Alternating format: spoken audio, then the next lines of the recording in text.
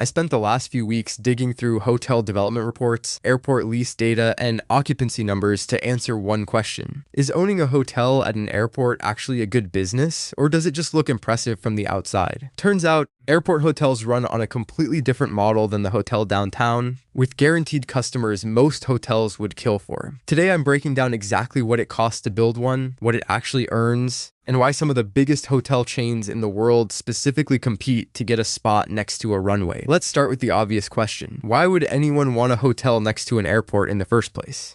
No beach view, no downtown nightlife. Just jet engines and parking garages. On paper, it sounds like the worst real estate in the hotel business. But the numbers tell a very different story. Here's the first thing that makes airport hotels different from almost every other hotel in the country. They don't depend on tourism. A beach resort needs good weather and a strong vacation season. A downtown hotel needs conventions, events, or business travel to a specific city. An airport hotel just needs one thing to stay full: flights. And flights happen every single day, all year, regardless of season, regardless of what's trending, regardless of the local economy. Now let's get into what these hotels actually earn. According to recent industry data, airport hotels in the US are running at around 68% occupancy with an average nightly rate of about $135. When you multiply those together, that gives you a number called RevPAR, revenue per available room, which lands around $92 per room per night on average across the entire category. For comparison, that's not far off from the national hotel average of around $100 to $118 per room. So an airport hotel isn't some underdog category. It's performing roughly in line with the rest of the industry, while carrying a much steadier, more predictable customer base. And that predictability is really the whole story here. Think about who's actually staying at an airport hotel on any given night. You've got flight crews, pilots and flight attendants who need a place to sleep between shifts,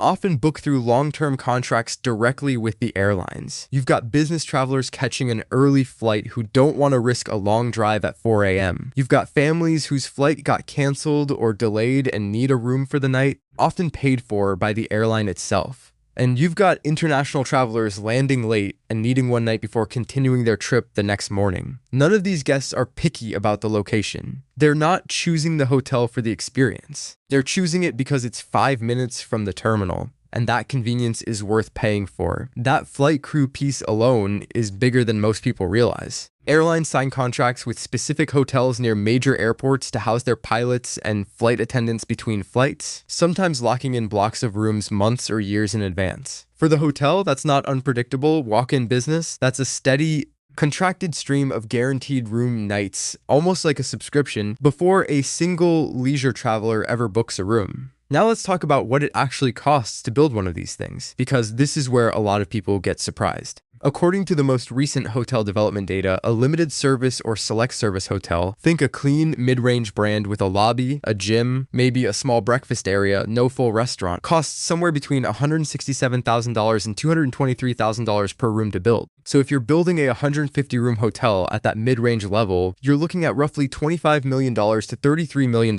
in total development costs. If you go bigger into a full-service hotel with a restaurant, event space, and more amenities, that number jumps to around $409 per room, which means a 150-room full-service property could run north of $60 million.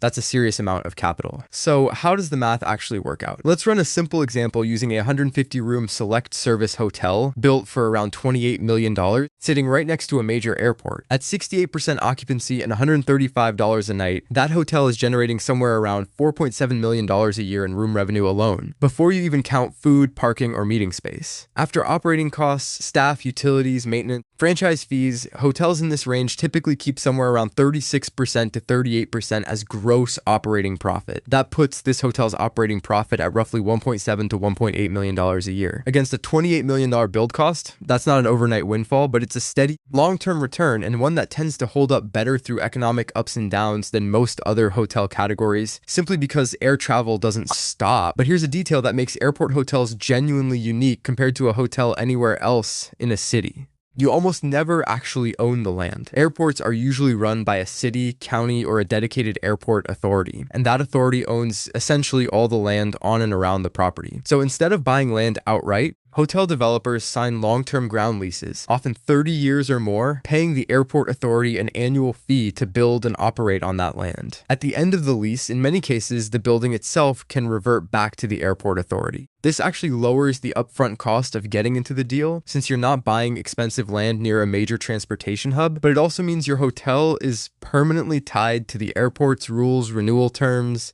and whatever the airport authority decides to charge in the future. This is also why the biggest hotel brands, the Hiltons, the Marriotts, the Hyatts of the world, fight hard to secure these leases. Airport authorities don't hand out these spots to just anyone. They typically want an established brand with a strong track record, because the location itself is essentially guaranteed customers for decades. Once a hotel chain locks down a lease at a major airport, competitors often can't just build next door. Space near the terminal is extremely limited, which gives whoever gets that lease a real, lasting advantage. Now, is this a business without any risk? No. A few things genuinely work against airport hotels, and it's worth understanding them. First, occupancy hasn't fully recovered to pre-pandemic levels. Back in 2019, airport hotels were running closer to 74% occupancy. Today, it's closer to 68%. Rates have gone up to make up some of that gap, but it shows that even a business this dependent on air travel isn't completely immune to shifts in how people travel and work. Second, new supply is a real threat. Because airport hotels are such a dependable category, more developers want in, and in some airport markets, that means more competition for the same pool of travelers, which can put pressure on both occupancy and nightly rates. Third, you're locked into that ground lease relationship for decades. You don't fully control your own real estate the way you would with a hotel you build on land you actually own. If the airport authority changes its terms,